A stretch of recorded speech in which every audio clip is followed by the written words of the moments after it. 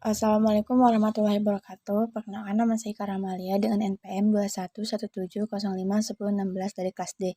Di sini saya akan menjelaskan tentang struktur komputer dengan arsitektur von Neumann dan perbedaan dengan arsitektur Harvard. Arsitektur von Neumann. Arsitektur von Neumann adalah arsitektur komputer yang menempatkan program, ROM, dan data dalam peta memori yang sama. Arsitektur von Neumann menggambarkan komputer dengan 4 bagian utama, yaitu unit aritmatika dan logis atau ALU, unit kontrol, memori, dan alat masukan dan hasil. Bagian ini dihubungkan oleh berkas kawat yang dinamakan bus. Arsitektur von Neumann. Arsitektur von Neumann terdiri dari memori, kontrol unit, ALU, dan input atau output. Memori utama untuk menyimpan data maupun instruksi. Arithmetic Logic Unit untuk mengolah data biner. Control Unit untuk melakukan interpretasi instruksi-instruksi di dalam memori sehingga adanya eksekusi instruksi tersebut. Input atau output untuk berinteraksi dengan lingkungan luar. Keuntungan model arsitektur von Neumann. Pertama, fleksibilitas pengalamatan program dan data. 2. Program selalu ada di ROM dan data selalu ada di RAM. 3. Arsitektur von Neumann memungkinkan prosesor untuk menjalankan program yang ada di dalam memori data atau RAM. Kelemahan model arsitektur von Neumann. 1. Bus tunggalnya itu sendiri. 2. Bandwidth program harus sama dengan bandwidth data. 3. Prosesor von Neumann membutuhkan jumlah clock CPI atau clock per instruction yang relatif lebih banyak sehingga eksekusi instruksi dapat menjadi relatif lebih lama. Arsitektur Harvard.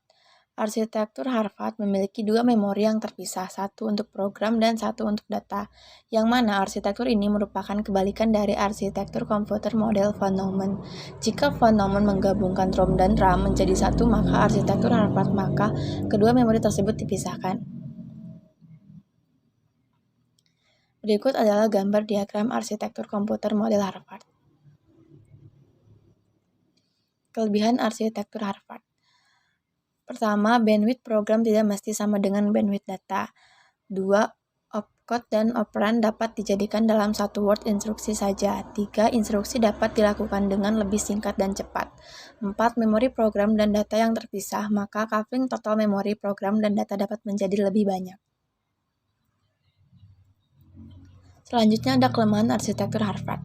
Pertama, arsitektur Harvard tidak memungkinkan untuk menempatkan data pada ROM. Arsitektur ini tidak memungkinkan untuk mengakses data yang ada di ROM. Perbedaan antara von Neumann dan arsitektur Harvard. Dari titik perbandingan dari segi pengaturan. Arsitektur von Neumann tidak ada data dan memori program yang terpisah. Sebagai gantinya, koneksi memori tunggal diberikan ke CPU, sedangkan arsitektur Harvard, CPU terhubung dengan memori data dan memori program secara terpisah. Dari segi persyaratan hardware, von Neumann membutuhkan lebih sedikit perangkat keras karena hanya memori umum yang perlu dijangkau, sedangkan Harvard lebih banyak perangkat keras karena akan membutuhkan data dan bus alamat yang terpisah untuk setiap memori. Dari segi kebutuhan ruang, arsitektur von Neumann membutuhkan lebih sedikit ruang, sedangkan Harvard membutuhkan lebih banyak ruang. Dari segi kecepatan eksekusi, arsitektur von Neumann lebih lambat karena tidak dapat mengambil data dan instruksi secara bersamaan, sedangkan Harvard lebih cepat karena prosesor mengambil data dan instruksi secara bersamaan.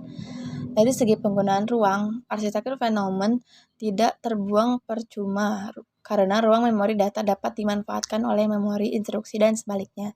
Sedangkan pada arsitektur Harvard, menghasilkan pemborosan ruang karena jika ruang tersisa di memori data, maka memori instruksi tidak dapat menggunakan ruang memori data dan sebaliknya.